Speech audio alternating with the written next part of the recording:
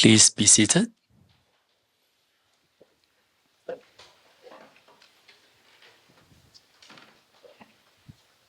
Once again, let us recollect the kindness of the Triple Jewels, and with a full gratitude in heart, let us place our palms together to request Geshe to give the teachings according to the capacities of our students. Geshe, kindly give us teaching.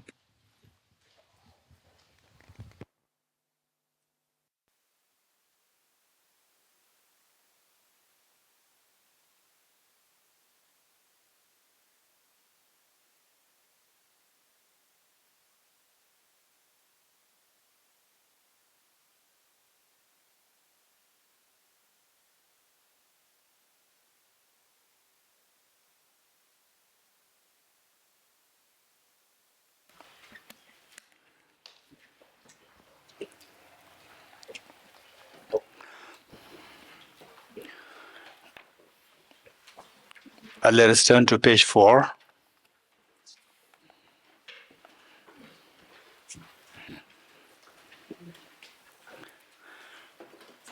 Setting a proper motivation. Setting a proper motivation, which consists of 3 parts. Okay, it's quite interesting. Our MTech is here, and physicist is also here. Where's the physicist? Oh, over there. Okay.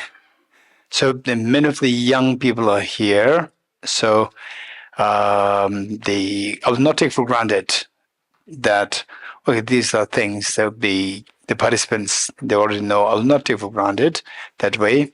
I'll just try to go through the more details, and sometimes for the beginners meaning those who come here for the first time, you may feel that it's quite abrupt jumped, and that you don't get full. Don't worry too much. During the group discussions, feel free to bring your questions up to your group. And particularly the others will also give answer, but those who are from the Nalanda Master's course, Nalanda Diploma course, and from the earlier courses here in Deer Park and other places, they will be able to provide you with good answers. So that will be very helpful. So with this in mind, I would say that let us be happy. Let us be happy and make sure that our time together here for the next 7 days is going to be very productive, very beneficial, and that let's pray that becomes like a seed for us to germinate into very beautiful, meaningful life, very joyful to yourself, and also that you'll be able to make your family members very happy and make everybody around you very happy. And of course, some of you, we never know, who would be in a positions where decision-making positions, and who would be having contacts with the people on the decision-making levels, where you can influence them, and then from your side you can contribute to the goodness of the humanity. So this would be our aspiration in the prayers. Okay, with this mind, setting proper motivation, the great Tibetan masters say that two things very important in your life. One, setting a proper motivation, one at the beginning and one at the end. One at the beginning and one at the end. At the beginning, set a proper motivation, and at the end, dedicate the merits properly. Let me repeat it. So 2 things very important in our life. One at the beginning, one at the end. At the beginning, set a proper motivation. At the end, dedicate the merits properly. So just see that these are all, I won't use the word the scientific, but what I would say is that it's extremely practical and the realistic, very realistic and practical. So that is something that we need to remember, that in our life, those people who, for example, in a job, You go to your job, would you go to work, and okay, today I will make sure that I will use my time in my workplace productively. I'll do work sincerely, and anybody who comes in contact with me today, I will not harm them. I'll talk nicely to them. If this is how you go to the office, while being in the office, you are way more calm, more decent, more the presentable, and the others will feel you as very friendly. Whereas if the motivation is lacking, then it is like a horse without the rein. Horse without the rein, horse can go anywhere, haywire. You cannot control the horse. So our mind is like the horse. It requires the rein to lead it properly. So the motivation will make sure that our mind will be managed properly whole day. Then at the end, dedication, the dedicating the virtues properly, which means that, for example, say that will all the effort you buy the lottery tickets, one you win the lottery for $1 million. $1 million is how much rubles? 1 million is 8 million. 8 million rubles, right? It's a big amount. It's a big amount. It's a big amount. And then people interview you. What are you going to do this? What are you going to do with this money? Which means that how you're going to use this money, how you're going to dedicate this money. Then you say, oh, I'll go for holiday. Or some say, no, I'll use this for charity. I'll use this for the education, for the charity of the destitute. So there, again, your dedication decides whatever merit, whatever wealth that you've gathered, into which direction it goes, very meaningful or meaningless, is entirely dependent on how you dedicate your merits, how do you dedicate your wealth, and so forth. So therefore, at the end, dedication must be made properly. So how to make the dedication properly? It's not like, okay, I'll make a proper dedication. This not work. For example, like say that you just read the biography of Albert Einstein, and you came to know that he's Nobel laureate in physics. And then for example, okay, this girl there, and this girl, two of them, they're into physics, and so they say, oh, I also want to become the Nobel laureate in physics. No, simply by saying I want to become Nobel laureate in physics will not make you Nobel laureate in physics. What should you do? You have to do you have to go through the proper sequence, the proper steps to get there. So likewise, they say how to dedicate the merits properly, and how wisely you can dedicate the merits is all determined by how much you know of the facts, how to benefit the people, how to benefit the world, how to benefit yourself, short term, long term, yourself, others. So you have to know all these things. For this, we have to study. So therefore, study programs are extremely important. This will help you to give a direction in your life. And once you get the direction, then you become an extremely sensible person, and will become an asset for the humanity. That the humanity will find that you are somebody who can really, really contribute. And even your family members, when they go through difficulties, they will turn to you. Your family, your neighbors, when they go through difficulties, they know that you have the solution. They will turn to you. So with this knowledge, you get the solution, and you know how to manage the situations, and you know how to take the things in the forward direction. So therefore, the study is very important. And I'm so glad that, of course, the Russian group usually is a very big group where your dedication to Dharma is something so admirable. And this Flowering Dharma group for years is a great inspiration to inspire many youngsters. And today also, I'm so happy to see that youngsters are there. And then there are many of the long-term friends like the Chanchubla, Joshua, Kate, and the Omarla, and many of them are here, and Professor here, and Sonamla, many years here, also in many places, and also in Deer Park. We see that there are many of my friends here. So the seniors, Seniors meaning those who have been into this the area for a long time. For you, let us take for you. I may as well say that for you, what we are learning today, you may not really have something new to learn from today, but let us take this opportunity for us to really contemplate on whatever you have learned to see that what is being refreshed today. The if can really if that can be percolated into your experiential level, it makes some sense on the experiential level. And deep inside, you start to feel that that's very true. These are very true now. So when you're extremely assured, when you're extremely confident that this is reality, then the next is that what is lacking in me to drive me forward? What's lacking in me? I know where to go, but something is pulling me behind. So this is the job for the seniors. And for the average, you have to double check if your knowledge is accurate. And for the beginners, your job is to learn systematically what is the purpose of life. So this is the what for we're here. And with this mind setting proper motivation, think of all the Buddhist Bodhisattvas, particularly Buddha Shakyamuni, His Holiness the Dalai Lama, and all the Nalanda masters. Nalanda masters like Arya Nagarjuna, Arya Bodhisattva Deva, Acharya Chandrakirti, Bodhisattva Shantideva, Bodhisattva Chandrakshita, Acharya Kamalashil, Lama Selingpa, Lama Atishadimurshiri Jnana, and so forth. And the who we see as the source of inspiration for cultivating the two wings of the bird to cross the ocean of samsara and to experience the full awakening within ourselves.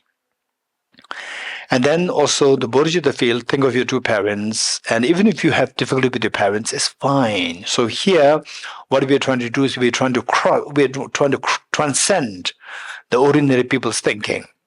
So, in ways that what can easily affect the ordinary people, you should be the opposite of that, where ordinary people, small things trigger agitation, irritation, whereas for you, compassion should be triggered rather than irritation. So this is what we are trying to learn from our being together here. And I'm also very fortunate that I'm learning from the being with you in the company of you, and each one of us, we are all very fortunate that we are based on Bodhisattva Shantideva's text. We are learning this. So with this mind, think of your two parents and all of our members, including children, and all sentient beings living on the side, human beings, animals, insects, hungry ghosts, god and goddesses, spirits, and everyone in this world.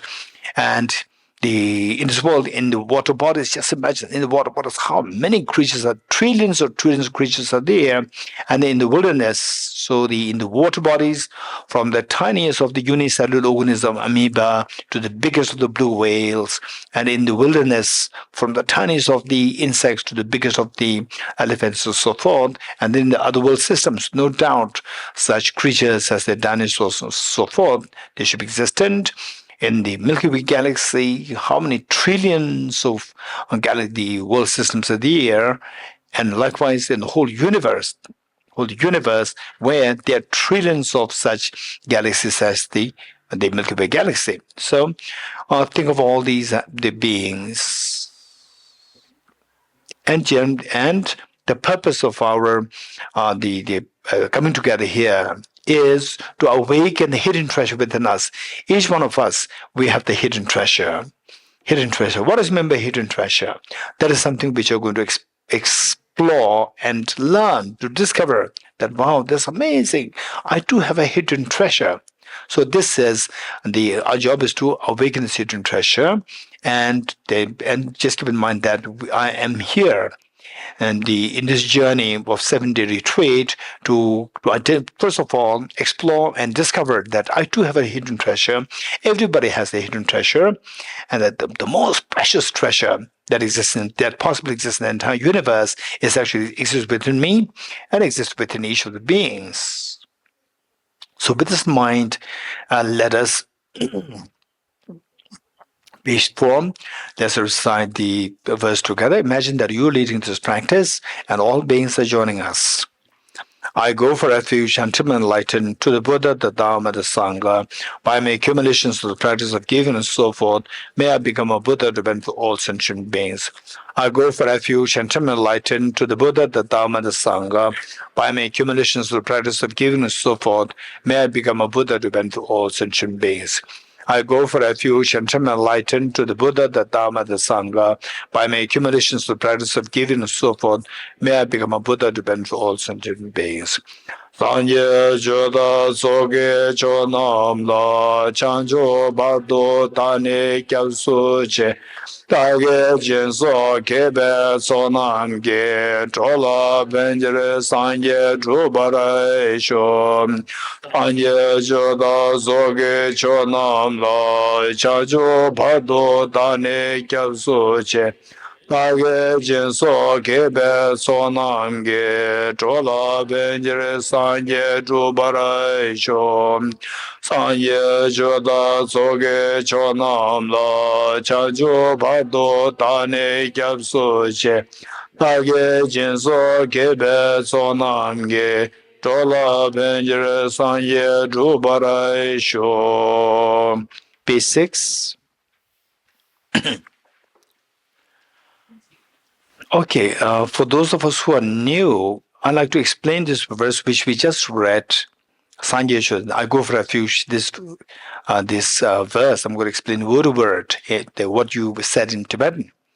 That I would very much encourage all of us try not to follow blindly.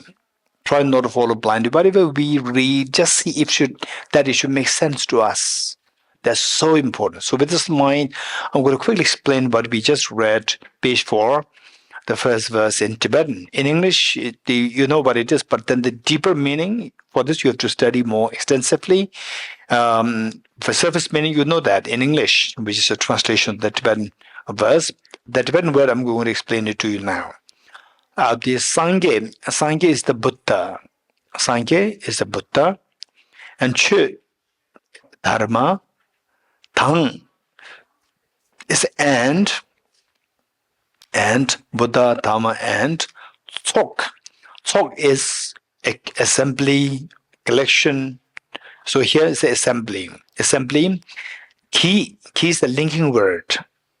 Chok namla. Chok is the supreme. Chok and Tsok, these were different. Chok is the supreme. Nam is to these. Nam is these, and La is two. And how the Tibetan language works and how the other languages work can be very different. Sanskrit, Tibetan, they have the same language, the trend language system, whereas the English is very different. English and how the English language works is very different. The word in Tibetan, the sentence in Tibetan, the word with which we start the sentence in English is the last. And the word in English which begins with, in Tibetan, it's the last. So therefore, I was translating for His Holiness for like 6 years. And this was the biggest challenge. Sometimes His Holiness speaks for like 5 minutes. 5 minutes, I have to wait. And then I cannot translate till His Holiness says the last word. Because that comes in English, that's the first word. I couldn't translate. Whereas the other translators, like those in other Tibetan dialects, so they just keep translating. So easy for them. I have to remember all what His Holiness said, all the chain of the thoughts which His Holiness shared, that I have to remember. Because the last word, till I get the last word of His Holiness, I cannot translate. So it's a big problem. So with this, it's a language. It's not about the superiority of one language over the other. It's just a language. Okay. So for example, say the people who learn Tibetan, okay, let's say Tibetans or Ladakhis who learn English for the first time. Ladakhis, blue sky. How do you say in Ladakh? Blue sky. Namgombo. Okay, in English, blue sky, the adjective comes first. Blue sky, not sky blue. Sky blue means it is the level of the color. It doesn't mean that the sky is blue. Blue sky means blue sky. Adjective comes first and noun comes later. In Tibetan, it's opposite. Ladakh is opposite. So, nam sky ngombo.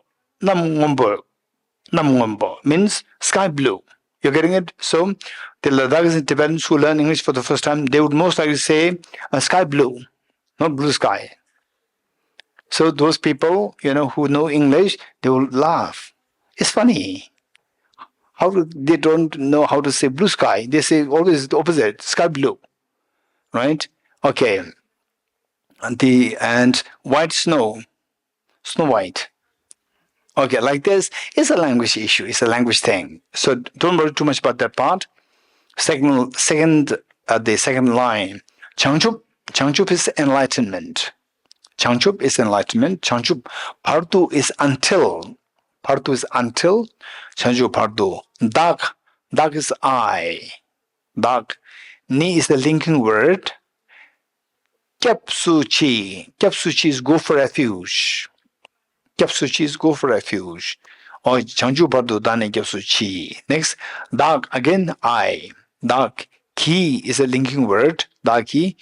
Jinsok, jin is the generosity, giving, generosity, jin. Sok is, Ajirji, what is sok? Ajirji, expert in Tibetan. No. Okay. No, okay, this sok is etc. Okay. Dagi jin sok is the etc. The what? Generosity and generosity and etc. Kipe is done. That I did, I engaged in, I did. Kipa. Tsok, again same, assembly or accumulation. Here is the accumulation. Tsok is accumulation. Nam is these. Ki is the linking word. Ki is the linking word. Dagi jinso kebe tsonam ki. Dro is the migrators. Dro is the migrators, sentient beings. Dro means go, migrate. So it means migrators, referring to the sentient beings. Dro, la is two or four in Tibetan. Dro la, penchir. Pen is benefit. Chir is in order to, for the sake of, in order to, penchir. Sangye, Buddha. Drupa is accomplish or attain. Shok is may. So look, so the may comes last. In English, it says may first. May I become, I begin with the word, may I become Buddha for the benefit. But in Tibetan, may comes last. Dola Penja Sanji Dubar Shok. Shok is the may. May comes last. Okay. Now let's read this once more and see if you understand you understand something while we read this verse slowly. Okay. Sanye chula soge chonam la chanjo bardo dane gyapsu che age jinso kebe sonam ge dola penjere sanje tubarai sho. Good. So the translation comes in the next verse. So since that you know the word-to-word meaning, now you try to tally with the English translation so that it makes total sense, not just in broken pieces, but to make sure that these lines make total sense to you. Good. The next, we'll turn to the next page 6, Essence of Dependent Origination Mantra. And this mantra is extremely important, which the Buddha himself taught on many occasions. One, the Buddha taught in the heaven, 33 heaven. There's the heaven known as the 33 heaven where the Buddha's mother took birth. So there, the Buddha taught this mantra. So first I'll try to explain this word-to-word meaning, and then we'll chant it together, and those of us who know how to chant it will chant it with me, and those who do not know how to chant it, just listen to us and join us. Okay. First, Om, with Om, without Om, both are fine. With Om or without Om, both are fine. But what is Om? We do not know the meaning of the Om. At the Om, how it is the how it is understood in the in Buddhism, and how it is understood in the other Hindu sects, or in Jainism, they can differ in the meaning.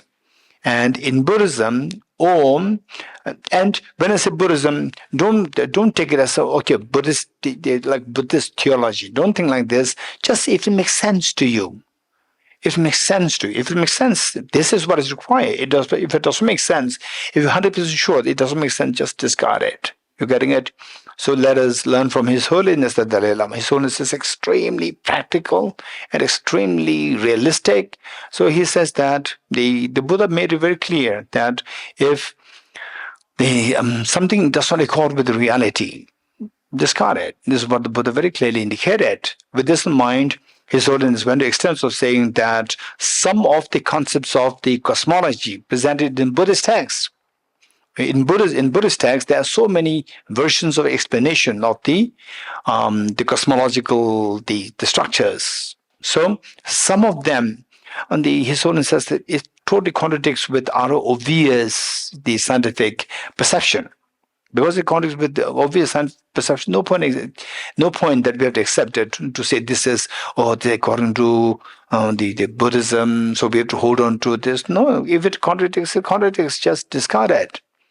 And this is His Holiness's the approach. And we learn from His Holiness. Okay, so just see, but I would say that for all of us, what is important is that this first is also my approach. My approach is that if I learn something from somebody else, I learn. But simply because you learn doesn't mean that you have to accept it. You don't have to accept it. You learn it, then don't be quick to accept it. Don't be quick to reject it. You getting it? Just learn it. And then subject whatever you have learned, subject this to analysis. And through analysis, if you come to discern that what you've learned makes total sense, then accept it. Whereas if you're 100% sure that it doesn't make sense, discard it, reject it. And whereas through this analysis, you come to realize that still I don't understand it. My analysis needs to be improved, which means my hardware needs to be upgraded further, right? Because the concept is too sophisticated. Okay, this is what you have to know.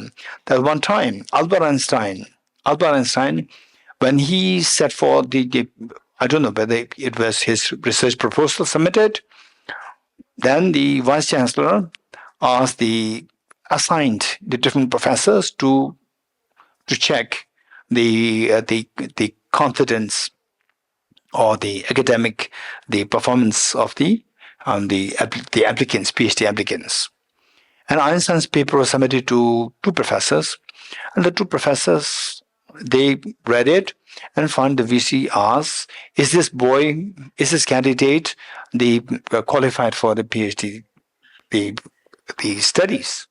And the two professors says, no doubt, he is fully qualified. And the vice chancellor was so curious. The two professors, they're highly respected professors, and they were so happy to say that this boy is qualified. What did he write? And the two professors said, we do not understand anything what he wrote. We do not understand, we could not understand anything that he wrote, which means that it's so sophisticated that even the professor's hardware is too gross, that it does not have the capacity to process this software of Einstein's. So therefore, they said that he is very, very, very highly qualified, but we didn't know what he wrote.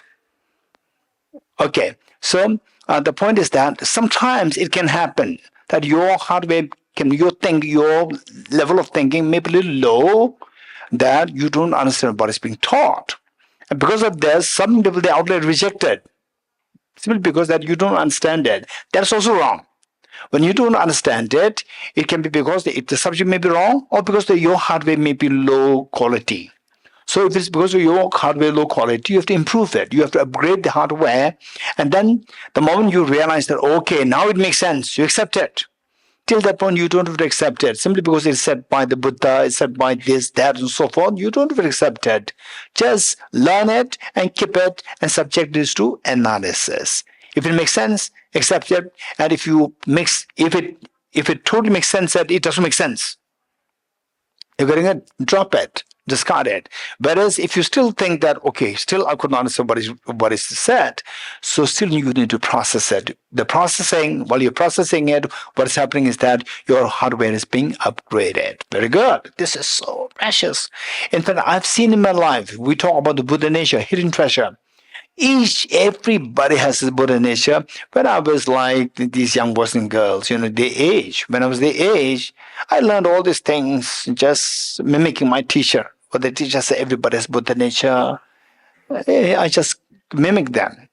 Then later in my 30s, except for my Geshe degree, the academic degree, and then they started teaching, and then meeting with different people. Some people intelligence level so high, some people intelligence level very low. Even those people with intelligence low, when we start teaching, then these people they shoot the level of intelligence so fast that they become very intelligent.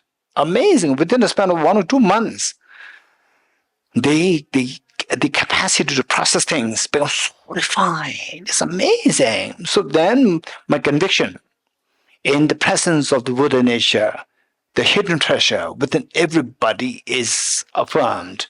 Within me is very much affirmed. I was so convinced of the presence of the Buddha nature within everyone. Everybody has this Buddha nature. Buddha is amazing. And it's a reality.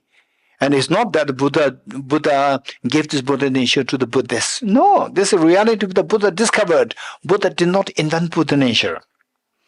Buddha came only 2,500 years ago. But the Buddha nature existed way before that. 0.3 million years ago, the Homo sapiens came into planet Earth. 0.3 million, 300,000 years. That time the Buddha nature existed. Before that, 200 million years, 300 million years. Dinosaurs, Buddha nature existed. Before that, 0.4 billion years ago, the first unicellular organism that existed, that came into existence in the water. With the appearance of the water, the unicellular organism came into being. 4 billion years. There also the Buddha nature existed. Buddha discovered, Buddha did not invent it. Don't forget it. Everybody has this, whether you are a believer, non-believer, male, female, no difference. Everybody has this Buddha nature. Buddha doesn't mean Buddhism. People may associate Buddha with Buddhism. Buddha is a Sanskrit word. It means awakening. Awakening. Anybody can be awakened. Not necessarily Buddhists should be awakened. You can be awakened. Males can be awakened. Females can be awakened. And the educated people can be awakened. Uneducated people can be rich, poor, old, young, whatever. No difference. So that is the nature that exists within each one of us. So with this in mind, we need to maintain a very open mind. Open mind, learn. Don't be quick to accept. Don't be quick to reject. Learn. Okay. So with this in mind, I'm going to quickly explain this. First, the Om, syllable Om, in the context of the Buddhism. So the Om simply means the Om is a syllable which is a Sanskrit syllable which is constituted of 3 letters: A, U, Ma. A, U, Ma. And it's not A, U, Ma. It's A, U, Ma. Combined together, it becomes Om, not Okay, this is how the language works. And the many funny, how the language works is very funny thing. And I don't want to discuss this here.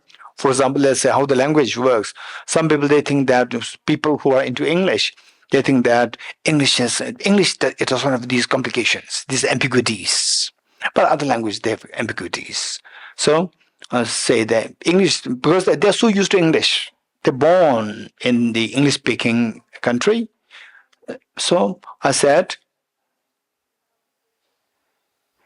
C-U-P? C-U-P? How do you pronounce it? Cup. So U is read as a, C-U-P, cup. Okay. Now P-U-T, put. Hey, Sridharla, P-U-T, put. No. Huh? P-U-T, put, not put. But C-U-P is a cup, not, okay, I don't want to say that. All right. So C-U-P is cup. P-U-T should be put. By same logic, it should be put. But is put is different. And M-I-N-U-T-E, what is that? Minute, and sometimes it's minute. Sometimes it's minute. Same spelling. No, this is a language ambiguity and the language problem. With every language, however sophisticated language is, there are some ambiguities there. Sanskrit is considered as extremely sophisticated language when I first learned Sanskrit. So the teacher was an amazingly brilliant scholar. Brilliant, not just knowledgeable. Knowledgeable doesn't mean brilliant. Some can be so knowledgeable but not so brilliant. But he's a highly knowledgeable plus extremely sharp and brilliant. And he was teaching us the Sanskrit. And I identified 2 or 3 things which are very complicated. And then he started to look at the dictionary. Because it's a language problem. It's not his problem. So this is with any language. Okay, so Om, A, U, Ma. These 3 letters, they symbolize the body, speech, and mind. They symbolize body, speech, and mind. And when each one of us, when we say, I become a Buddha, okay, let's say that when you say, I become a Buddha, again, don't associate this with Buddha. Oh, Buddhism. No, it's nothing to Buddhism. As I said earlier, if it makes sense to you, take it. If it doesn't make sense to you, don't have to take it. You're getting it? Simply because you attending this retreat doesn't mean that you have to accept everything what is being said. So, say that whatever you learn, just see if it makes sense. For example, say the Jews, Christians, Hindus, Muslims, Buddhists, Jains, Sikhs, and the Baha'is, and non-believers, they all learn, amongst them, there are many who learn relativity theory. Simply because they learn relativity theory doesn't mean that you go against your religion, your culture, and so forth. What's wrong? There's nothing wrong. So I jokingly say that enjoy pizza. You don't need to become Italian. Enjoy pizza. No need to become Italian. You're getting it? Likewise, learn all these concepts. Learn these concepts, use them, and then whatever religion that you're following, just don't disturb your family members. Don't disturb your religion. Keep it there. You learn these things, whatever benefits you, take it. For example, I read the say other books. I interact with the people from other religions, other philosophical backgrounds, and from there, I see what is sensible. I take them. What's wrong? Enjoy pizza, and you can enjoy momos. Don't become Chinese or Tibetan. No need. Enjoy it. Okay. So with this Om symbol, the Om is made of 3 letters, and these 3 letters symbolize the body. A, U, Ma. A symbolize the body. U symbolize the speech, and Ma symbolize the mind. A, U, Ma. When you become a Buddha, what happens is that your speech, your body, speech, and mind, they should become enlightened. You're getting it? When you become Buddha, Buddha means awakened, enlightened. When you become enlightened, your body, speech, and mind, what you have is only body, speech, and mind. These 3 should become enlightened. So, say, our Uma symbolize the body, speech, and mind of us, the ordinary beings, and also the body, speech, and mind of the enlightened beings. So when you say this should be a reminder for us that I should transform my ordinary body into the divine body. Ordinary speech into divine speech, ordinary mind into divine mind. So this is my job. The job of this life, the future lives, my job is to change my body, ordinary body, full of problems. The body, this body is the full of this body is the base of a problem. For example, I tell people that when I was 7 years old, my hands used to be extremely cute. My hands, I still remember, very cute. Now no more cute. So this is the body. This body. And there's someone who's so healthy after 20 years, 30 years, 40 years, or somebody's diagnosed with cancer, or this cancer, or that cancer. It happens. This is body. This body. And it's not that, okay, I'm so healthy, this person is diagnosed with cancer, but unfortunately, I'm sorry. As well as you are not, we never know. Next can be you. We never know. So, but this is a body. But this body, this is not your intrinsic nature. Your intrinsic nature, true nature, intrinsic meaning your true nature is a perfect body where there's no sickness, no aging, no illness, nothing. So that is your true body. So I have to transform the imperfect body to the perfect body of the enlightened ones. The speech, when I say something good thing to person A, person B is offended. When I say something good to person B, person A is offended, right? Okay. So the last 2 days, it was a retreat for the children. You know that retreat for children, and there are some little children who were associated with me for several years. So there's competition. It's so painful. There's competition. So if I try to be nice to do A, the other two feel offended. Go to B, A, and C offended. C, A, B offended. It's so difficult to do what to do now. You're getting it? This is our mind, mental state. So complicated, very complicated. So this very complicated mind, right? This very complicated mind. How many felt that when you were a little girl, little boy, right? Somebody comes and be nice to your brother or more, or to your sister more, and you are left out, you feel offended. Resents? Yes. Okay. So this is who we are. We still have these imprints. Next life, again, we're born a little boy, little girl. Again, we'll have the same imprint activated. You're getting it? So painful. How painful was that? How painful? Very painful. Very painful. Right? One time, it's funny that my niece, my sister's daughter, she came to see me, and she brought her friend also, another girl with her. And then me, I practiced, of course, I studied with the help of His Holiness, the teachings, my teacher's teachings, the Dhamma friends.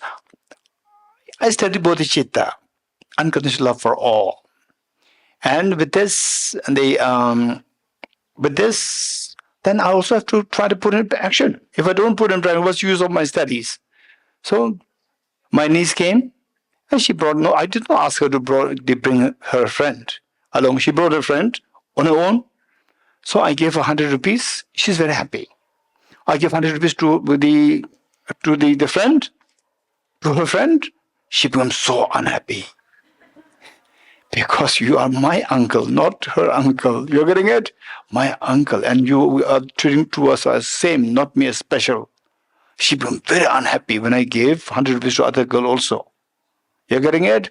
So this is a complication of our mind. Extremely complicated. So when you feel that, are you happy or not happy? When you see the other girl is also given the same amount, you're happy or not happy? My niece not happy. Not happy. You're getting it? Not happy. So this is a complication. And who makes this complication? No outside is made complicated. Not this uncle. Your mental thinking. Your mental thinking, that makes the complication. You're getting it? Your mental thinking. That is not your true nature.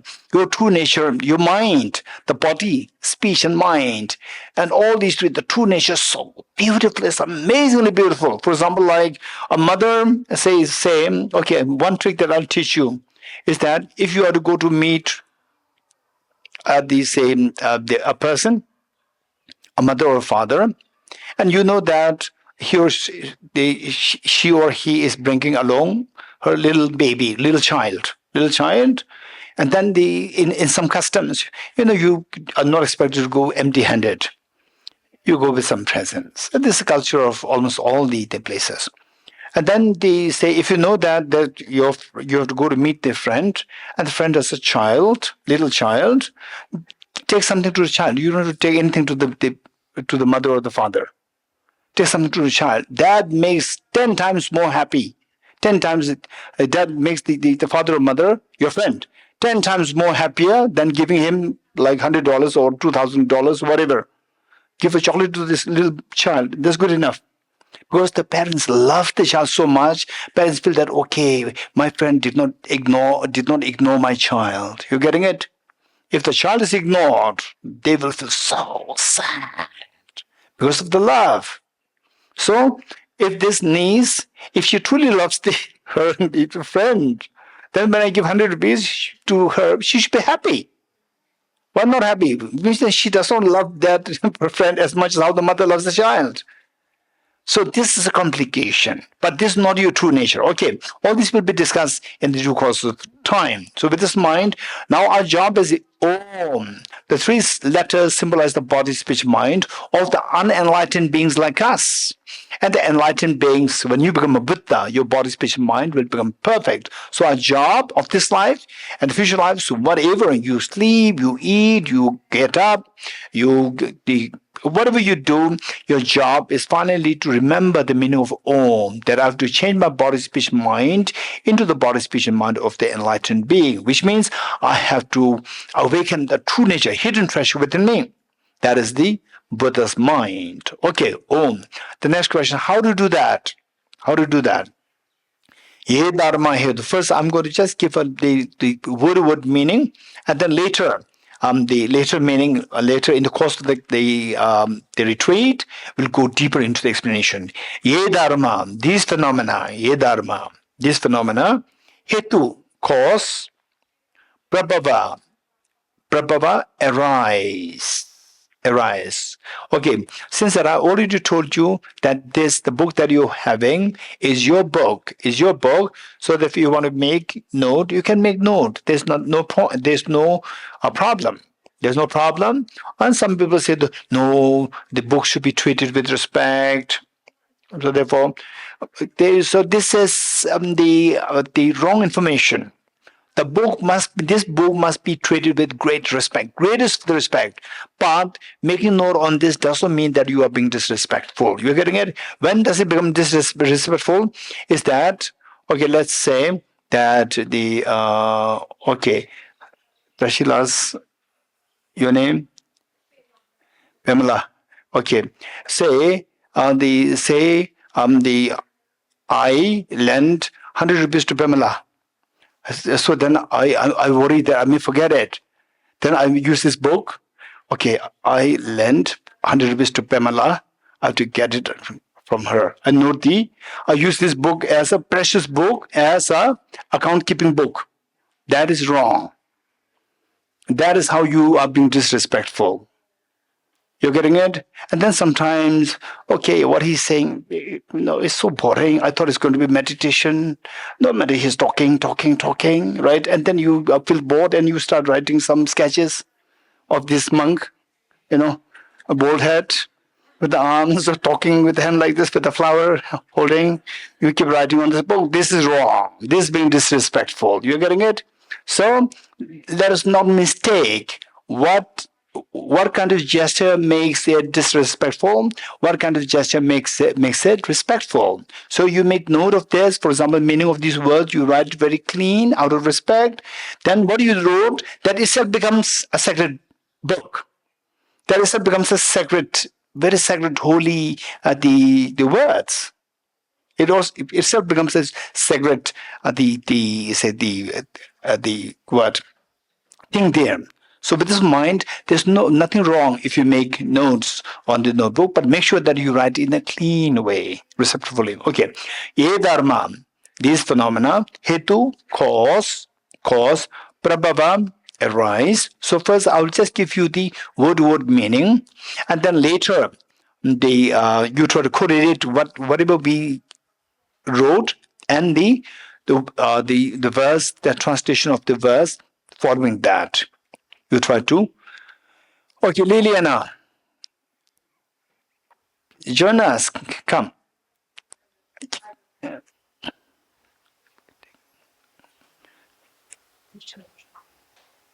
Okay, so with this second line, Hetum is again a cause, plural form of cause. Hetum, Tesham, these, Tathagato, the Buddha, Tathagata Buddha, Hevatat, said or taught. Hevatat means said or taught. Tesham again these, Tesham, Chayo is whatever, whatever, Nirota, cessation or stoppage, bringing end. Nirota, cessation. Last line, Evam is thus. Vadi, taught or said or taught. Vadi, great, Shramana, seer or saint, great saint. Yes, Swaha is established thus. Yes, Swaha is established thus. Okay. So now let me just with the full sentence. Each line. Ye dharma hetu prabhava. These phenomena arise from causes. Hetum tesham tathagato hyavatat. These causes were taught by the Tathagata. Tesham chayo. These meaning these causes. Chayo, whatever of these causes not explicitly said, but implicitly indicated. Whatever of these, Tesham chayo, Nirodha, cessation of whatever of these causes. These causes, particularly the causes of the miseries. Cause of miseries, Nirodha, cessation of the cause of the miseries. Miseries in bracket is not explicitly said, it is implicitly indicated. Evam Vadi, Evam is thus, Vadi taught, Mahashramana, by the great saint. Great saint here refers to the Buddha. Buddha doesn't mean the Buddha's Shakyamuni necessarily. Anybody, when you become a Buddha, you'll teach the same thing. So therefore, you become the great saint, Mahashramana. Yes, Vaha, this is established. This established meaning this is reality. Okay. And we will, so with this, and later we will study in more detail.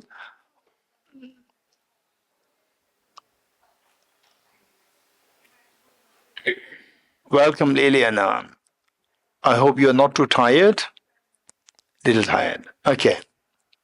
So we'll chant this together, 3 times together, and those of us who know how to chant it will join us. Those who do not know how to chant it, Rajinder, Tepchik, Ajali Renchik. Okay. Those of us who do not know how to recite this, just listen to us, and then once you could follow what we are reading, then you join us. Om ye dharma hetu prabhavam hetum tesham dathagato yavatat tesham chayo nirodha evam vati mahashramanaye swaha.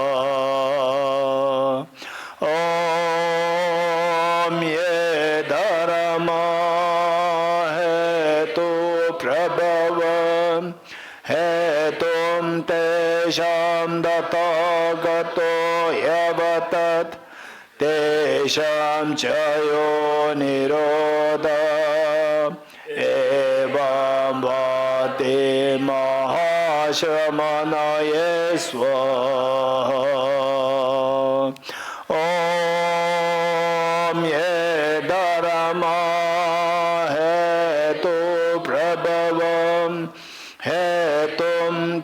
Tesham Datagato Yavatat Tesham Chayo Niroda Evam Vate Mahashramanaye Swaha. Meaning of the entering Nyingpo mantra. All phenomena arise from causes. The causes are taught by the Tathagata. The cessational causes as well is taught by the great seer. So here it mentions all phenomena. So generally speaking, all phenomena, particularly composite phenomena, composite, and then you will learn what is composite, what is non-composite later on. And the all composite phenomena arise from their respective causes. And what are the causes? What are the causes of the happiness? Causes of the miseries? What are the causes? They are taught by the Tathagata. And more precisely, with the miseries, the pain that we go through, the cause of these, how to bring an end to the causes, not of the happiness, but the cause of miseries. How to bring an end to the cause of miseries is taught by the great seer. Okay.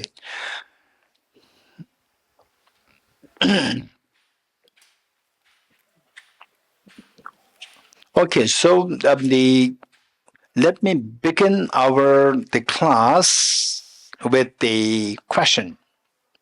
This is so important. As I said earlier, those of us who are already familiar with these teachings, you truly need to contemplate that all these discussions. Of course, I'm just mimicking what my teachers taught, what His Holiness taught, what my teachers taught, and who in turn learn from their own teachers, eventually go back to the Buddha. I'm just mimicking these. And the seniors, your job is to see that whatever we are learning here, if it not only that you are intellectually, it is very stimulating, but experience also, it's very, very, very, very precise, very true. This is one thing. And for those of us who are just going halfway through, make sure that you get a complete picture of, at least intellectually, the complete picture of the purpose of your life. And those of us who are beginners, yes, our job is to go for the correct information, complete information, and systematic information. It is very important that we have to have the correct information. For example, like Google search, all forms of the AI, all forms of information are there, extreme profound information are there. All the garbage is also there. Garbage and good things all are mixed up. So we need to have for example, let's say I just shared with Gisela this morning or this afternoon. This morning, I was sharing with Gisela that the Geshe, of course, is a generation gap between two of us. And I told him that the fact that what we've learned, we are extremely, extremely meritorious. Finally, say that, okay, say what you learn. What you learn greatly, greatly, greatly depends on the source. If the water source is only 50%, maximum water that you get is 50. If the source is 10%, maximum water that you get is 10%. You agree? Right? So therefore, in fact, we are being what's the word that I use? Being spoon-fed by this incredibly great tradition, Nalanda tradition, amazingly great tradition. They said today we have His Holiness the Dalai Lama, embodiment of the Nalanda tradition. Nalanda, is so popular everywhere, so famous. What for? Is it for the building? No. The Nalanda buildings, they are just very crude. Well, we don't have any architect. Any architect? No architect. Oh, there used to be one architect from Ladakh, Kunchola. So I always ask her. And then the answer that she gives and answer that I have in mind, they're all same usually. So the architecture in Nalanda is just nothing. It's very gross. Why Nalanda is popular is not because of the architecture, not because of the building, not because of the ruins. is because of the brilliant thought developed in that particular place. Brilliant thought. And this brilliant thought is not like you read it and you understand it. But nowadays, this is what is happening in the world. And some people, they complete their PhD and then they start to teach in university and they have no background in Buddhist philosophy. They never learn anything. And then gradually they pick up, you go to attend the conferences and then people talk about Nagarjuna. And then they start to read, what is Nagarjuna? They read it and they start to talk about it and they start to teach. They have no background.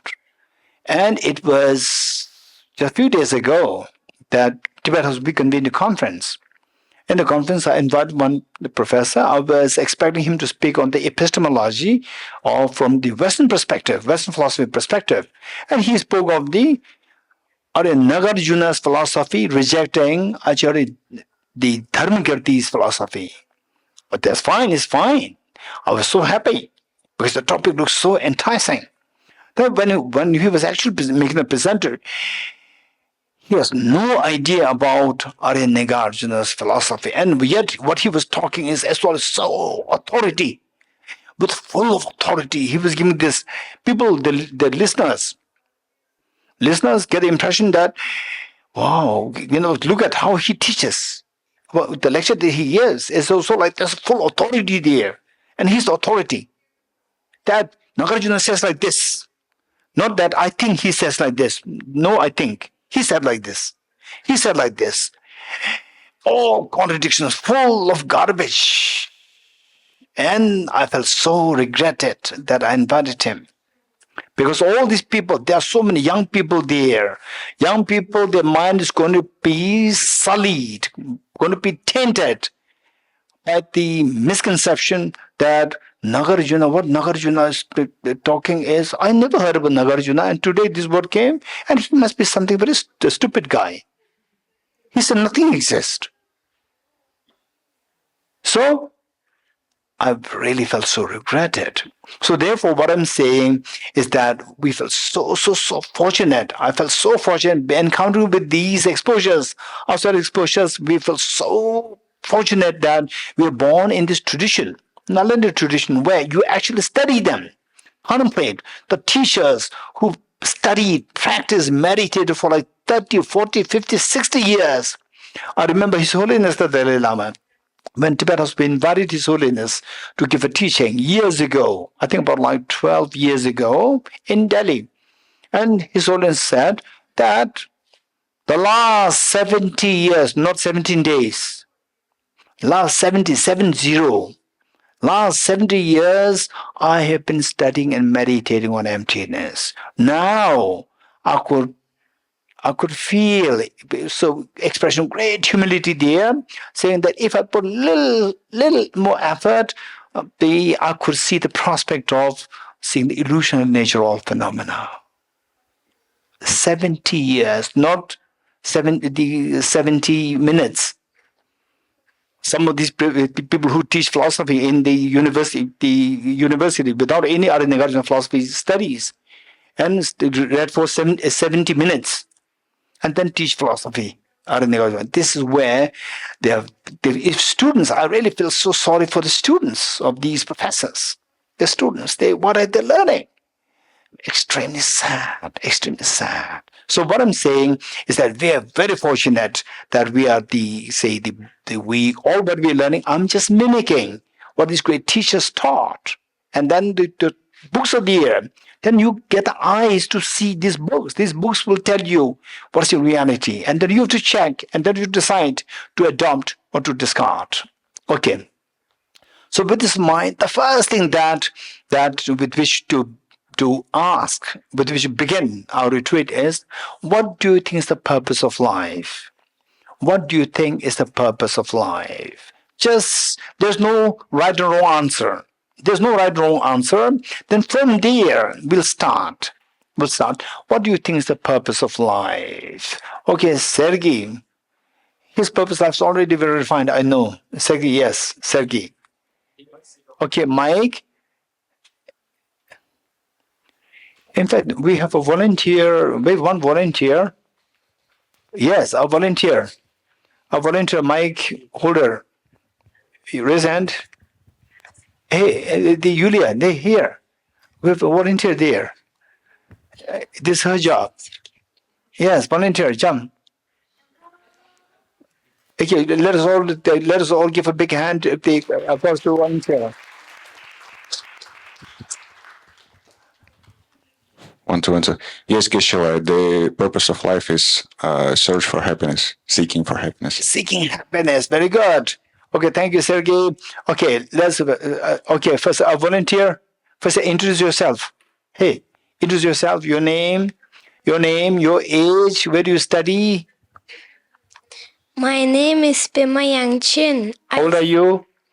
I am 9 years old and I study in Nepal. My school is located in Dinjuli Boda. Okay, and you came here for? Kids retreat. Yes. So now she is helping us. She's helping us to carry the mic to whoever requires. Okay. Next, anyone, quick, raise hands so that this girl. Okay, Pema, next to you. To help other people. To help other people. Okay, so let's see. Okay, let's not forget it. Say one. Sergey said to seek happiness, and the lady there, your name? Anna. Anna. Okay. Anna said to help others. Anyone else? There's no right or wrong answers. Okay, the boy there. I think that our purpose of this life is to find the ultimate truth, whatever it is. Oh, you find ultimate truth. Yeah. Very good. The girl here. To live a meaningful life. To lead a meaningful life. What's a meaningful life? Hey, what's a meaningful life? Like to live according to the our Scriptures. I mean, like the faith and towards our own thoughts. Very good. Your name? My name is Tenzin Gunsal. Tenzin Gunsal. Yes. Okay, lady over there. Pema, lady over there. Lady over there, and the gentleman there. For me, the purpose of my life is to know who I am in an absolute form. If I'm not relative, like as a female, as a person, like, not relative form, but who I am. Who I am in absolute form, yeah. To know relative form. Yeah, okay. This is my purpose of life. Thank you. What's your name? Thank you. Aarti. Aarti, yes, over there. Next. Gentleman over there. Всем добрый день, меня зовут Алексей. Я в последнее время вообще такой исследователь своей жизни. И на текущий момент, наверное, смысл жизни, я считаю, это достичь состояния пробуждения самому и помочь другим в этом пути также.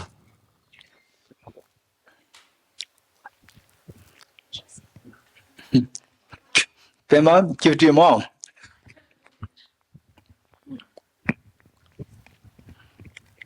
Tashidelek, everybody. Tashidelek, Venerable Geshe. My name is Alexei, and currently I like to examine or investigate my life. And currently I think that the purpose of life is to achieve awakening and to help others to achieve this state.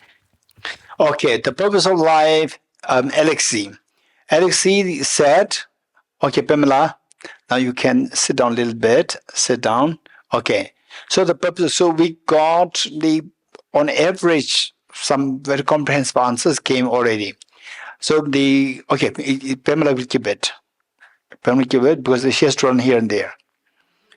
Okay, so Pamela, you can sit down and then whenever required, we'll call you. Thank you. Okay. What Alexis says is that the purpose of life is to what? To achieve enlightenment, and then to let others also feel that to get the enlightenment. Very good. Okay, so we are learning how to articulate your thoughts. You're getting it? Articulate your thoughts. Don't remain on the surface. You have one idea, and you think that this is it. So it can be. You can dig further. You can dig deeper. So let's say to Alexei, my question would be that why awakening is important? Why? Alexei, why the awakening is important? Why? Okay, so Пробуждение. this is the first answer already given. Now I'm asking why it goes deeper. Why? Пробуждение, я считаю, является чем-то важным, потому что именно таким путем я смогу постичь как самого себя, так и окружающее меня пространство и природу этого пространства. И в ходе этого пути тем самым, получается, я очищаю себя от завес неведения и всеведения, и таким образом для меня это важно.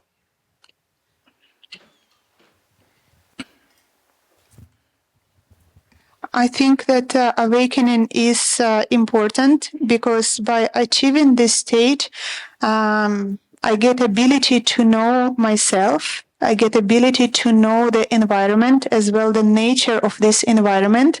And by this journey or throughout this journey, I purify my mind from mental defilements. Therefore, I think this is how the awakening is important. Okay, so look, one thing that we're learning here is how to keep asking questions till it touches the base. So we need to learn how to ask questions. You're getting it? Okay, let's say, and don't think that when I ask questions to you, don't think that I'm challenging. You're getting it? These questions are so important. Let us try to embrace the questions, entertain the questions. And by entertaining the questions, your intelligence is sharpened. This is extremely, extremely important. So, with this in mind, this morning I said that our job is twofold. One, acquire new knowledge.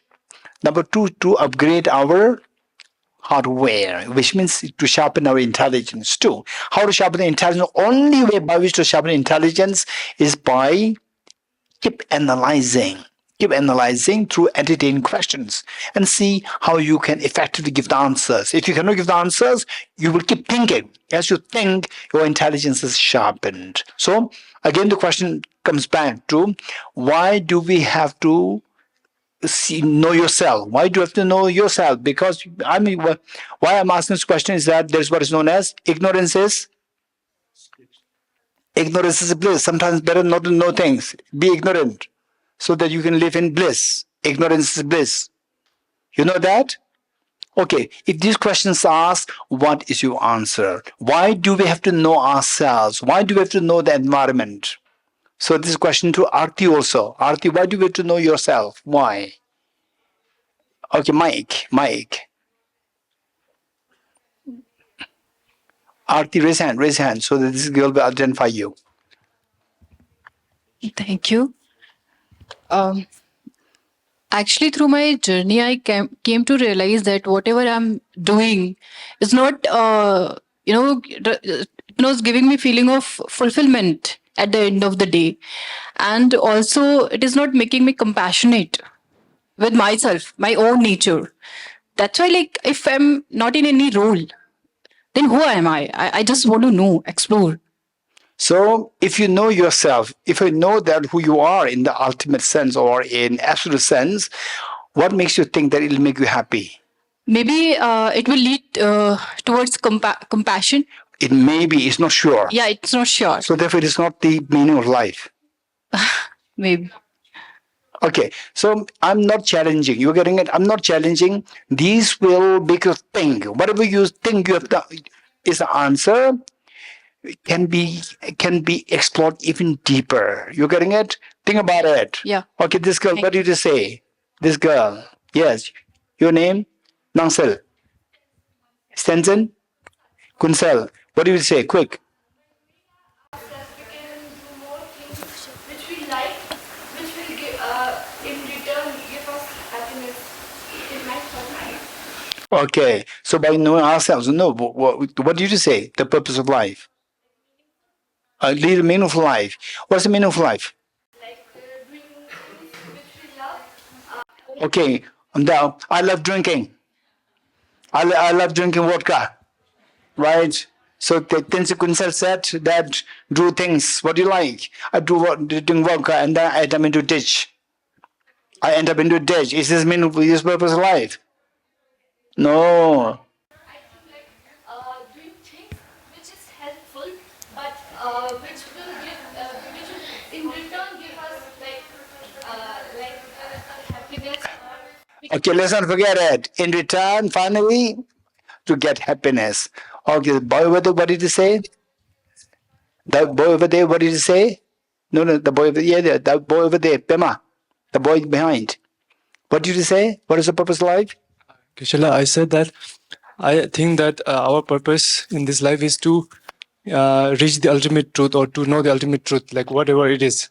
Okay, why do we have to know the ultimate truth? Why? Okay, look, Because I'm not challenging. We have to learn how to ask the correct question. You getting it? You have to learn how to ask. Why do we need to know the ultimate truth? because I see truth as a something like light or a freedom or something like that. Because like suppose if my eyes are closed, I'm in the darkness or I am unaware of the truth. You're unable to truth, and truth is the unable to the truth. This ignorance is bliss. So what's the problem? Sorry, I don't understand you. Ignorance is bliss. To not knowing the reality, That is ignorance. So you are saying ignorance is bliss? No, I'm not saying this. I learned it from somewhere. No. I learned it from somewhere, and I'm saying that what makes you confident? Because- What makes you confident to say that with knowing the truth, the purpose of why? When we know the truth means like we can see the real reality. If you know the reality, what's the benefit? Then we can get free from the How? darkness. Is that how? Like So some people they prefer to be in dark. because I personally prefer to be in dark and to see all of you without you not seeing me. I prefer that. What's the problem? Okay, anyone else? I think that being in darkness means like being in suffering, like kind of similar. No, this is how you relate darkness and suffering together. You know, I would say darkness, light, and the light and suffering. I'll attach this. Light and the suffering. Yeah, because in dark, even the other animals they don't see you. Yeah. But in light, they can see you. They can eat you up. It's very dangerous. So Okay, so anyone else? Okay, this boy. Your name? My name is Urgen. Uyenla. Yeah, our purpose in life is to help others. Okay. Others. Why? This is interesting. Because Okay, look. Many people they think that to help others is purpose life. because And I'm not saying that it's not correct. I'm not saying that. But I'm curious. Why? Why do you have to help others? Why? because these thoughts which I got inspired from His Holiness the 14th Dalai Lama. Yes. Yeah, I came from the school which Dalai Lama established during school for the underprivileged children. Okay, Jamaican school? Yeah, Jamaican school. I came Okay. from Jamaican school. I know that. Yeah, I know that. So why do we have to follow His Holiness the Dalai Lama? because he helped us a lot in terms of education, in terms of any aspect. Okay. Yeah, that's why his thought really inspired me a lot. Okay. Okay. When I say okay means it's okay. Right. Good again. Good. Okay. Let's hear. Pamela, bring the mic here.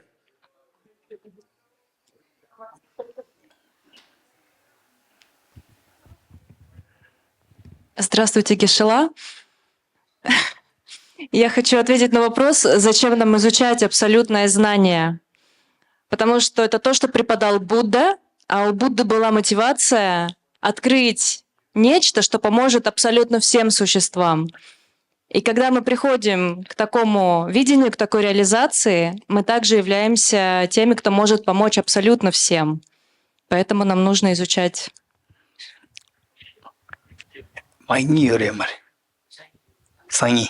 Okay. Take it to mom. Jowo. Jowo means fast. Because she is a great gymnast. Yesterday she played gymnastic here. What do you call it? Flip-flop? What do you call it? Huh? Not like this, jumping like this. Somersault. She did a somersault. Yes. Okay. Venerable Geshe, I want to give an answer why we need to learn what is absolute truth. Because absolute truth, the concept of absolute, the teachings on absolute truth was given by the Buddha himself. And the Buddha's motivation was to help all sentient beings. So if we follow the same motivation which Buddha had, then we have the capacity to achieve this state and to help all others. So in short, like Buddha's motivation was to help all sentient beings. Therefore, we also need to seek absolute truth because we need to have the same motivation that Buddha had. Okay. How many of you agree with me that some parents, that usually the parents want to help their children, like the Buddha wants to help us? How many agree with me? Raise hands. Yes, so parents want to say, some of the parents, not all, some of the parents teach their children that don't help others. When you need help, nobody will come to help you. If you help others, you're stupid. Because when you need help, nobody will come. How many of you had that experience? Raise hands. You keep helping others, Finally, when you need help, you say, go to person A, so I have this problem, I have to go to do this. B, I have this problem. Nobody comes to help you when you need help. So some parents advise you, be smart. Be street smart. Right? Don't help others. Help yourself. Okay. So is this approach? So the Buddha wants to help us. So Buddha taught us to know the truth. So some of our parents teach us, they want to help us. They teach us to be selfish. So should we become selfish? Because the parents, they want to help us? Same reason. Same logic applies here. Okay. So anyone else who want to give a good answer? Okay, the gentleman over there, what's your name? Last, Bimla, last. Yes. Prashant, yes. Oh, the Prashant we met in Tushita. Yes. Tell me. Yeah, so I don't know the final purpose of life, but I know the first purpose of life.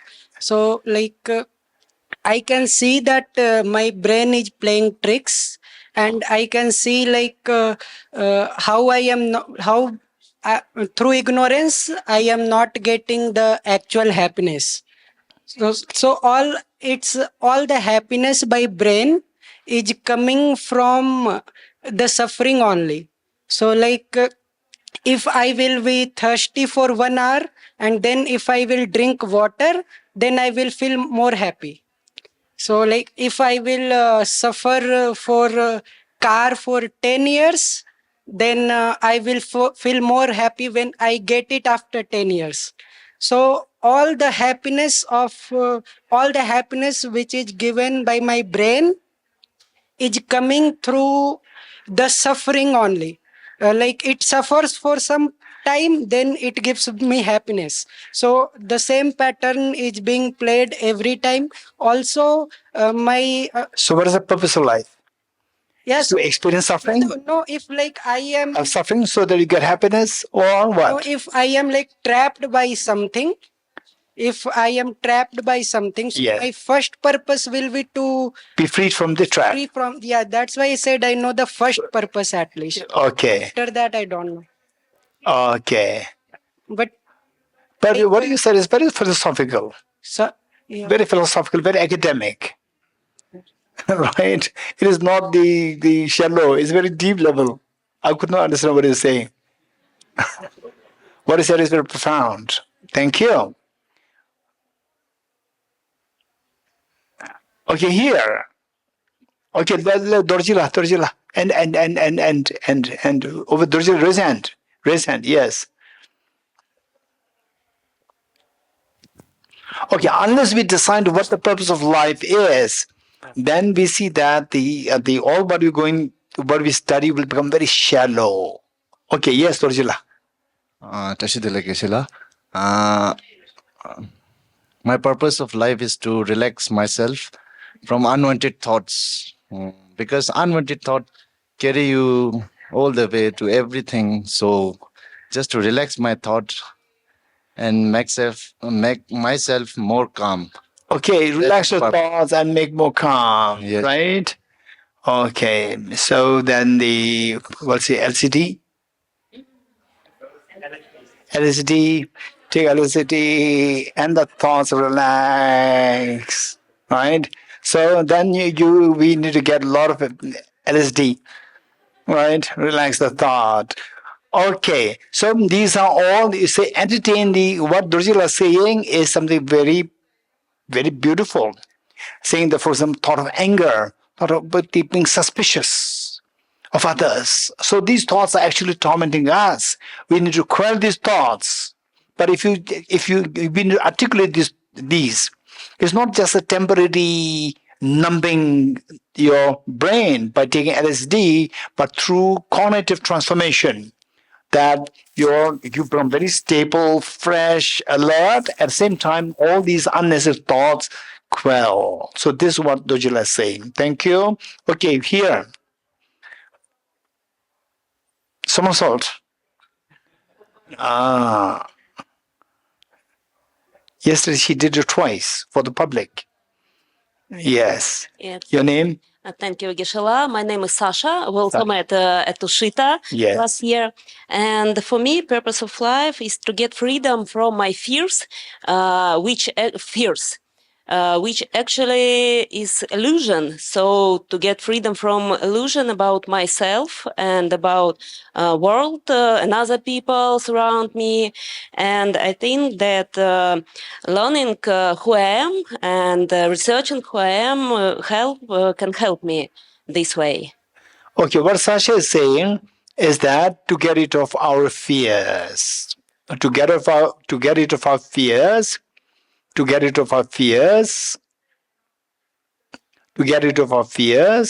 and the fear arises from say our ignorance, which creates illusion. And we believe in this, we believe in the ignorance, but not by not knowing who you really are. For example, what the Arti said, that by not knowing who you really are, that is the ignorance. That ignorance then snowballs into the fears, the miseries, illusion created by this, and believing that creates the fear. So our job is to remove the fears. Very good, Anila.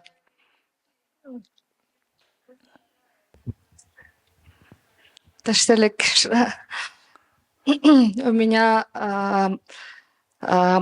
мой смысл жизни, мне кажется, это избавиться от страданий, причин страданий и достичь счастья и причин счастья, максимально. Give it to your mom.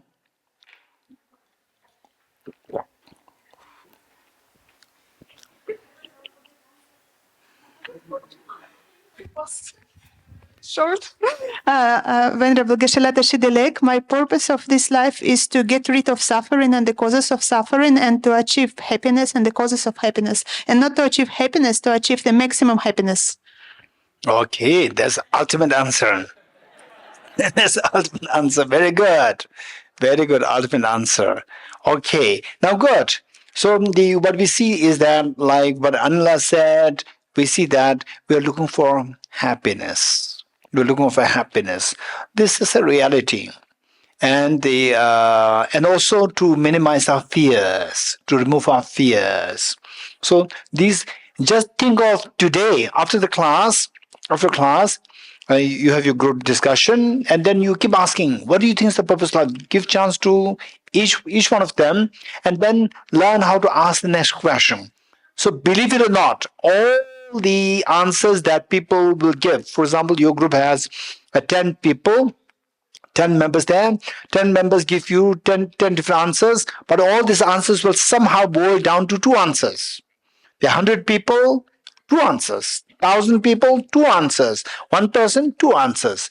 One answer is that to get rid of my fears. What Sasha said.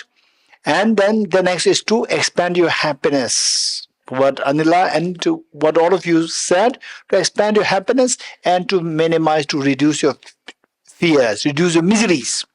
reduce your miseries, and expand your happiness. This is the answer.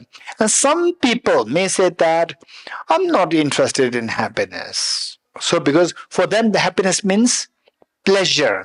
Pleasure is something purely the sensory, physical. So people say so whereas happiness has multiple meanings. So it's not only physical, it can also be mental. But if you're not happy with the word happiness, you can go for other words like mental ease or fulfillment and so forth. You can go for the different vocabularies. You don't have to stick to one word. So with this, just see, believe it or not, that all the answers will boil down to these two things: to minimize your miseries and expand your happiness. Okay, so how many agree with this? Oh, yeah, that's true. So to minimize my miseries and to expand happiness, this is the purpose of life. So how many agree with this? Raise hands. How many agree? Okay, how many are not too sure? If you're not too sure, don't worry. Not too sure, keep exploring. Keep exploring. Okay. So with this, the next question is that, so if you want happiness, what degree of happiness do you want? This next question, we need to learn how to ask the correct question. What degree of happiness do you want? 10%, 20%, 30%, 40, 50, 60, 70, 80, 90, 100. What percentage of happiness do you want? Anyone? Quick, to save time. Quick. What percentage of happiness do you want? Raise hands. There's no 200%. I said only, so the 0 to 100%. You're getting it? Okay, Dorji is saying maximum 100. Anyone else? 100. 75%. What's your name? Nelly. Okay, Nelly says 75%. I'm sure some of you want only 80%. Raise hands. 80%, 75% raise hands. Hey, raise hands those who don't want 100% happiness. Raise hands. Okay, don't want 100%. What percent do you want? 80%, yes. And the girl here, what percentage you want? 90%? Nine. Okay, this is not my question. My question is, if there's 100% possibility from 0 to 100, all possibilities there, what do you prefer? 100. Okay, so we have Nile. Okay, Nele is 75%, and your name? Tashi. Tashi is 80%. Okay, so then anyone else? Anyone else? Or the rest you want 100%, right? So for Nele, tomorrow out of the 4 breaths, out of 4, okay, morning breakfast, lunch, tea break, dinner. Of the 4, morning breakfast, no breakfast, so that she'll get only 75% happiness, right? Ajiji, make sure that she gets only no breakfast tomorrow. Hey, Rajinder, no breakfast, and then let us listen to see to her reaction. She's so happy, or then she she cries. Let me see tomorrow. Today you okay for Tashi. Tomorrow we'll give just peanut butter morning peanut butter. If you say 5% extra peanut butter, no bread, no tea, nothing. Peanut butter. Right, this is your. Then say the remaining, and then plus peanut butter, 75 plus 5. The peanut butter. Morning you'll get peanut butter, and that's it. Right, and then let us see. Hey, Gishila, check with Tashila. What is his reaction? He said, why not breakfast? Nile, why not breakfast? I paid money. Right? If this comes, then what they said is not true. You're getting it? That is not true. Okay. So next question is, what's your name? Inna. So what Inna said comes here now. If these choices are there, the next question, is it possible that we can have 100% happiness? Is this possible? This is the next question. It's a very serious question. Just speak your mind. Don't speak your philosophy. Speak your mind. Tell me, what do you think? 100% happiness, which means infinite happiness. Is it possible? How many of you say that I'm not too sure. It's not. I don't think it's possible, or it's not possible, or is. I don't think it's possible. Resents. Inna, you don't think it's possible. I think that it's possible, but it's very hard. It's very hard. It's very hard, but it's possible. It's possible. Okay. How many would say that I'm not too sure it's possible? Resents, right? Okay. Although the Buddha said it, but I'm not. Who knows? Resents. No need to feel shy. You're getting it? So only when you speak your mind, then when the answer comes, this is when you grow. If you speak from just what you have learned intellectually, you don't speak from your mind, you never grow. Intellectual knowledge is so good, so important, but that intellectual knowledge must resonate with what you think. If they don't tally, don't worry. Don't worry. Keep thinking what you have learned intellectually, it makes sense to you. Keep concentrating on this, and gradually the gap will become smaller, smaller, smaller, and then you will see that these two hit. There's a time that what you have intellectually learned, it becomes your philosophy. You're getting it? So for the time being, there may be a gap, it doesn't matter. But don't stay there. Don't always remain, this is what Arindagajana said, this is what this said, and he criticized this philosopher criticized that. What is this criticize? I can also criticize Einstein, but nobody will listen to me. Yeah, I can reject Einstein. What he said is wrong, right? But nobody will listen to me. Simply because somebody criticized doesn't mean that it is something to be highlighted. It doesn't make any sense. Simply because somebody criticized Arindagajana doesn't mean that it has to be highlighted. Because if it doesn't make sense, then highlight it. If it doesn't make sense, because he criticized it, what is your point? Can you really sensibly criticize Arindagajana's philosophy? This is a question. So this is where now the trend. If this is a trend, there's no growth happening in you. You are just ordinary as, even you may be a big label with a professor and so on and so forth, but you're as ordinary person. You're a very unhappy person. So the philosophy that you learned has no benefit for you. So finally, why Nalanda is so important, why it is everywhere. People talk about Nalanda is because these thoughts which have the capacity to stop the tears, the painful tears. These thoughts, imbibing of which has the capacity to stop the tears, painful tears. And then as who said it? Somebody said it, the Alexei, he said it, you stop the tears yourself and you teach others how to stop the tears. That is knowledge. This is why the knowledge philosophy is very important. Not simply because that he said something, he said something, he criticized, that's criticized. Everybody can do it. There's nothing great in it. Okay, so next question is whether or not 100% happiness is possible. So don't start by saying that, yes, it's possible. No, it's possible, not possible. Don't do like this. So always come up with a question mark. It can be possible. And if they say if you're not sure, then let's listen to somebody. If somebody says, it's not possible. It's not possible, then they say, this is how we live our life. It's not possible, right? This is how we continue to suffer. Whereas only if somebody says that it is possible, then you have to ask what? You have to know how to ask the right question. If somebody says, if I say that, yes, 100% happiness is possible, what would be the next question? What's the way? How do you know that? First, how do you know that? Then I explain how it is possible. Then you will say how to get there. You're getting it? What's the way out? What's the way to get there? So how is about this is so important question. And the modern education never asks this question. Modern education, believe it or not, in modern education, there's nothing of this question. Whether or not the 100% happiness, whether or not our tears, the painful tears can be stopped. These questions are never asked. Right? The modern education is designed, believe it or not, modern education is designed on the basic principle to fill your tummy. That's it. Right? To learn something, to learn something, how to make more money, and then how to create some innovation outside, companies, startups, and so forth. It's all about money to fill your belly. That's it.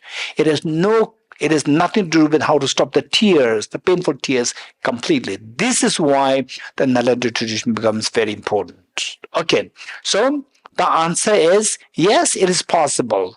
So for that, we have to explore this. Meanwhile, this book is a compilation of many important texts, including sutras, teachings of Buddha, and also teachings of the Indian masters, teachings of the Tibetan masters.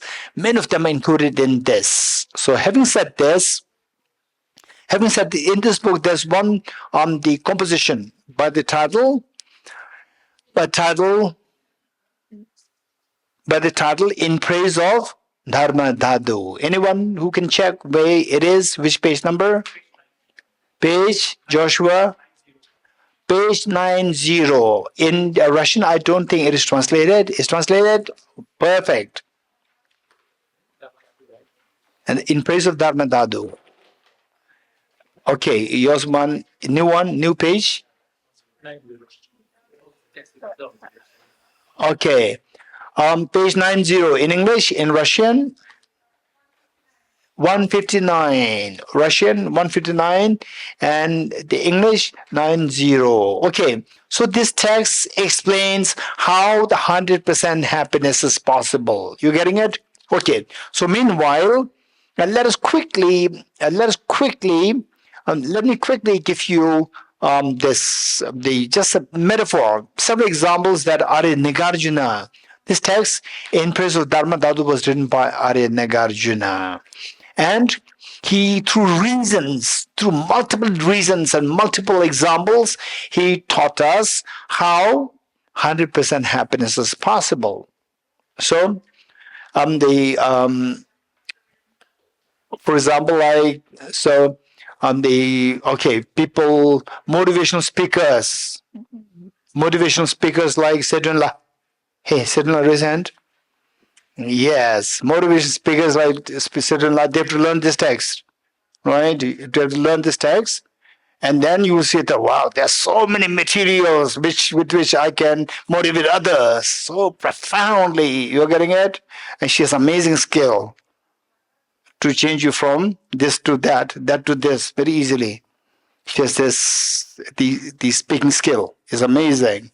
Okay, so what I'm saying is that these are the materials, solid materials, and we have to get the information and that get conviction in this. This is very important. So one metaphor we need to think of the reasons plus the examples. Reasons and examples should always go together so that you can quickly gain conviction in the efficacy of these teachings. Okay, one example given is that, let's say that you want to read a book and then suddenly there's a power cut. It's the middle of the night, there's a power cut, there's no light. And I said that, okay, you go to room A. You go to room A, and in room A, there's a light there. And you go there, and it's totally dark. It's totally dark. And you come back. So there's no light. No, there's a light there. And no, I've been there. Okay, did you see two pictures or two vases? Two vases? Two vases? Which is correct? Vase, vase, which is correct? Hey, the girl there, which is correct? Perfect. Amazing. What's your name? Pali. Payal. Thank you, Payal. Amazing. Some people who are into the vase group will say vase is correct, vase is wrong. Those people from America, vase, they will say vase is wrong. And Payal from both the world, she said both are correct.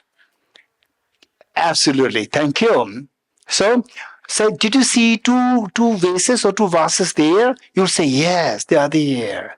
Upside down? Yes.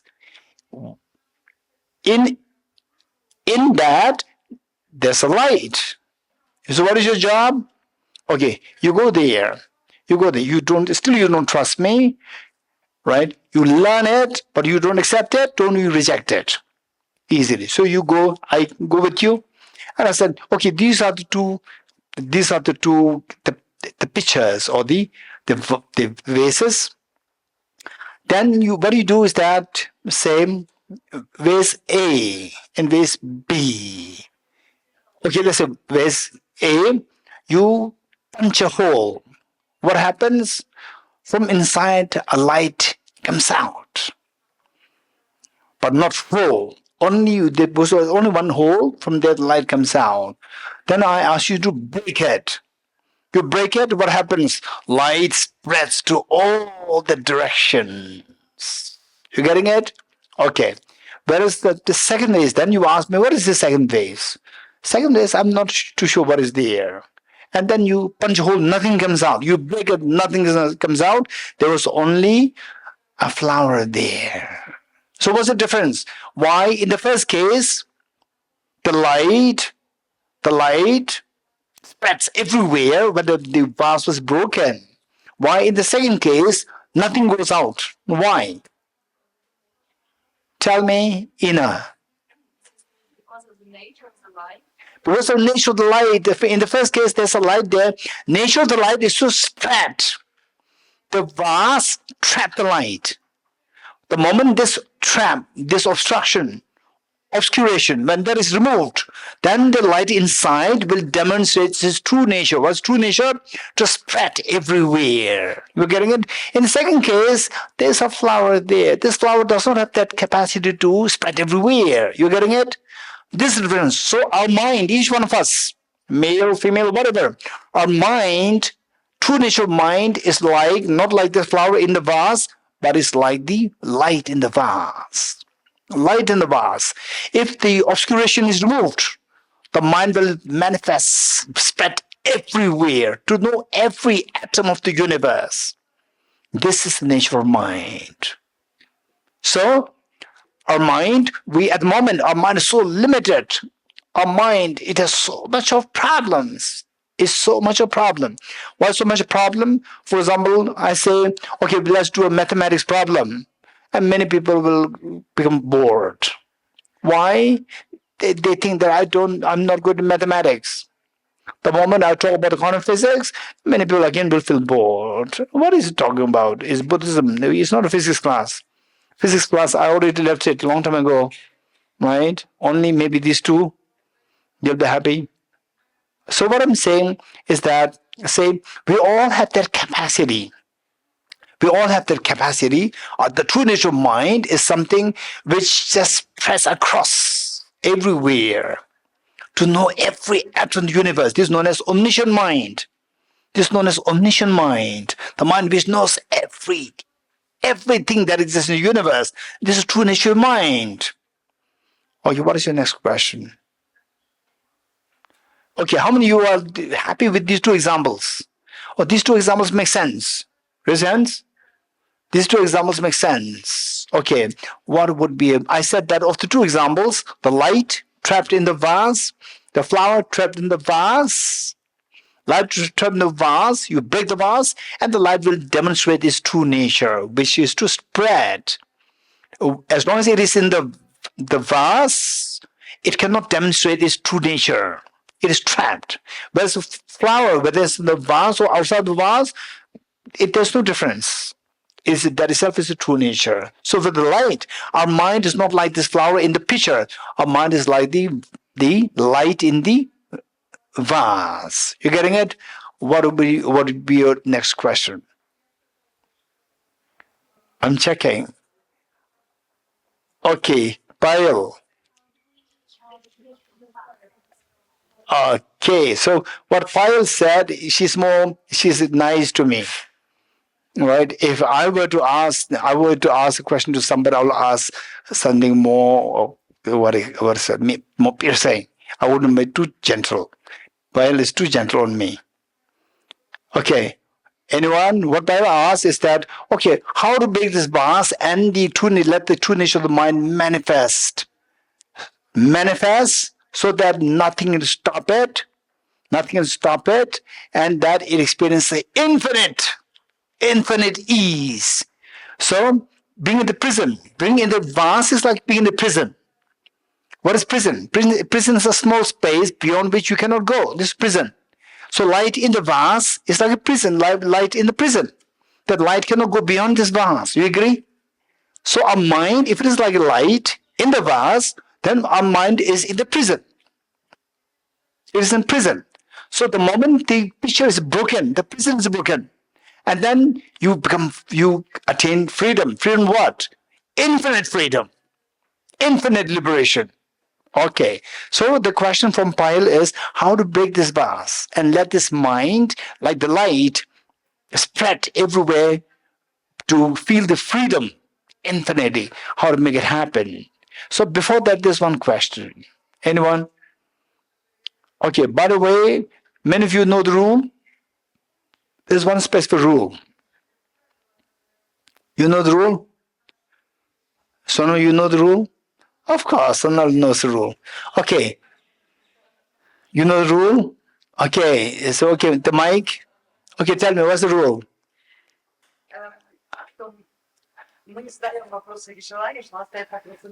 Okay, this is Rumla. What did you say? Hey, Pema. Right.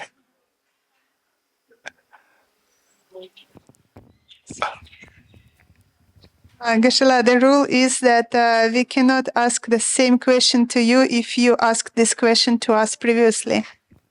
No, you can ask. Say, if I ask a question, you can ask the same question to me. The rule is, yes, right. So if you allow me to ask the question, I ask the question, don't expect answer from me. You getting it? So if you really want to get many of the answers, don't let me ask question. You getting it? If I ask question, don't expect answer from me. Oh, you shall I ask the question? Hey, yes, no. Hey, shall I ask a question? Yes, no. Huh? No. Okay, no means I'm freed. Yes means you'll not get answer later. No means you'll not know what the question is. Okay, so we stop here. So no, dedication prayer. Dedication prayer, page 52, I think. Page 52.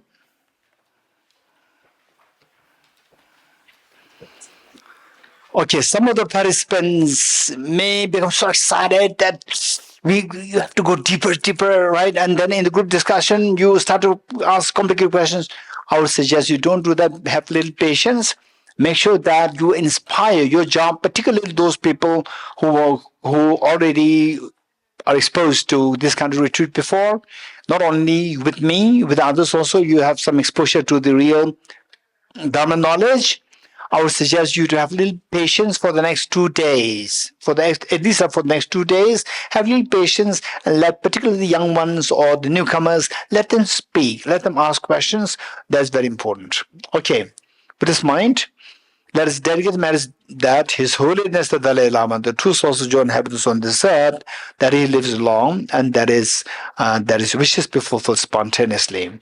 And let us also pray that all the problems in the world, be on the level of be on the international level, the national level, or regional, domestic, in the family, individually, all these problems are solved, they're minimized, and that everyone can take a fresh breath of air of relief and peace. May the teaching of Buddha of the universal compassion and the wisdom to see the ultimate reality, may your teachings thrive in the minds of all sentient beings wherever in the universe. With this mind, let's recite 4 verses together. I dedicate the merit thus gathered towards realization of Buddhas and Bodhisattvas on 3 times, and to the upholding of the doctrine, scripture, and insight. May in all lives, through the force of this merit, never separate from the 4 wheels of the mind and vehicle, and accomplish all the stages of the path, renunciation, bodhicitta, perfect in the 2 stages. From my true collections, vast space that I've amassed, from working with effort, this practice for a great length of time, may I become Shivli Buddha for all those whose minds were surmised, blinded by ignorance. Ramana, thank you to Jeremare. Dimbe. Okay, Pema. Pemla. Cheka, Cheka. Okay, there's one verse, the praise to Burshakman, which we'll chant every time we finish the class. Quick. Pamela, share. Quick. The Dojila, Dojila. Come. Pema, one shake, can I go on a matter? Yes.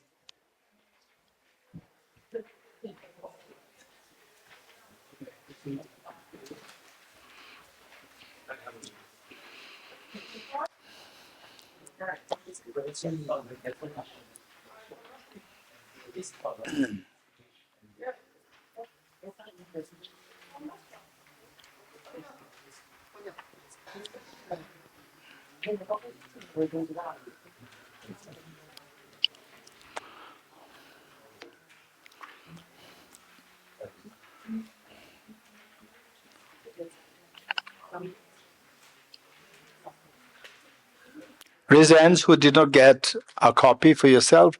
Raise hands. Okay, Dojila, Chanjubla with the Chanjula, and some at the Pamela, go down. Pamela, go down. There are more down there.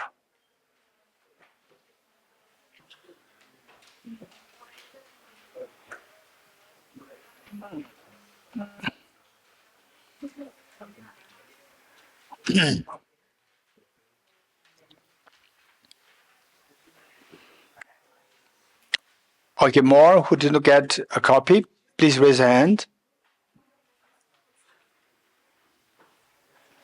Please raise a hand if you did not get a copy. Okay, let's now chant it together. Pamela, Pamela,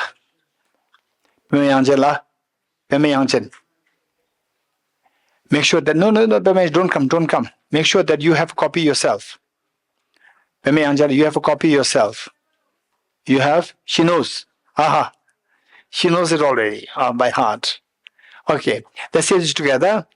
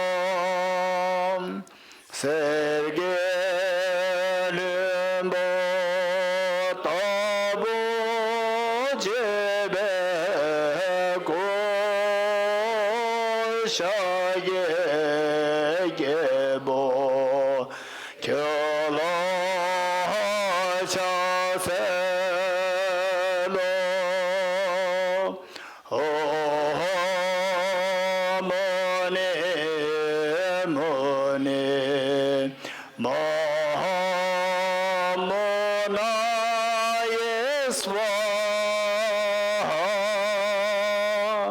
Om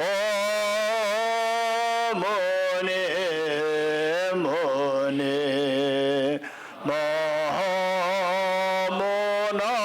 Mahamonaya Swaha. Tawge Dorji Shaye Riso Tron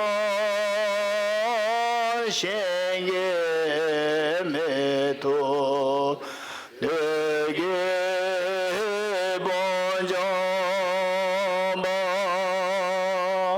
Sege Lumbo Tabo Jebe Go Shage Gebo Kyola Chaselo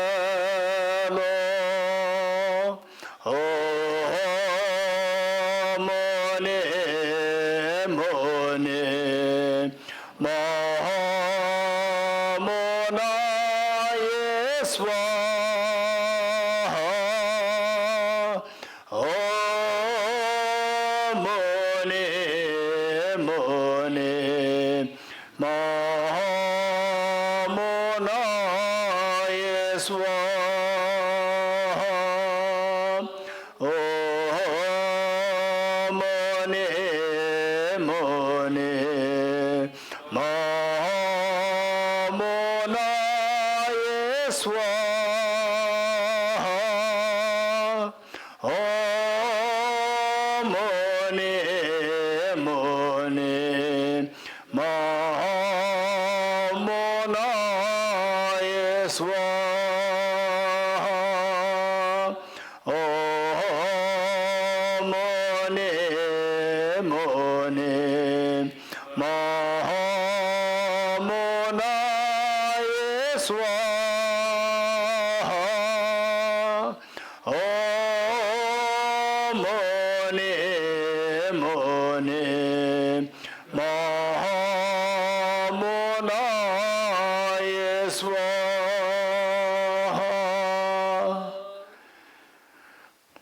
Three prostrations together.